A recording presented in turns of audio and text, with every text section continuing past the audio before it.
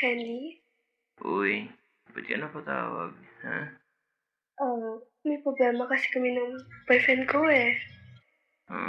Ano pong matutulong ko sa'yo? Alam mo naman, sa'yo lang ako lumalapit, diba? Oo, Baka naman pwede ako pumunta dyan. oo naman. Sige lang, go lang. Ayos lang. Oo naman. I guess I'll see you there. Sige, mag-iingat ka, ha? Okay, I love you. I love you. I love you. Nagsimula lahat baby nung natukso ka sa'kin. Ginulat mo na lang ako nung bigla kang umamin. Ano ba ang rason? Ba't ka nagkaganon? Alam mo naman na meron tayong sabit ngayon. Sabi mo sa akin hanggang dito lang tayo. Ba't parang habang tumatagal gusto mong lumayo? Kahit na distansya ko sa'yo ay napakalayo. Gusto mo yung tayong dalawa tas kita patago. Tapos ika sa aking kama, sinde hanggang umaga. Yung apat nating dalawa hindi mo mababa. Kasabay ng titig mong malagit sa akin pagmumukha. O kahit di mo nasabihin, alam mong tama kita.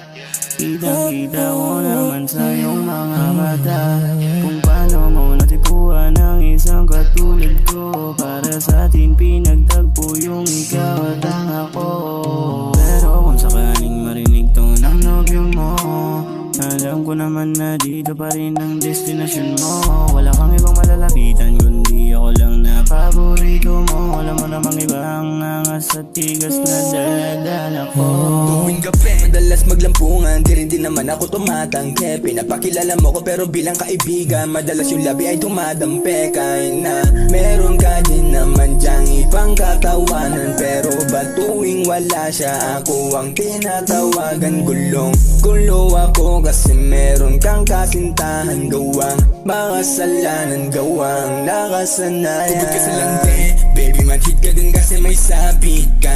Laging sinasambit yung pangalan ko tuwing nag-iinit ka.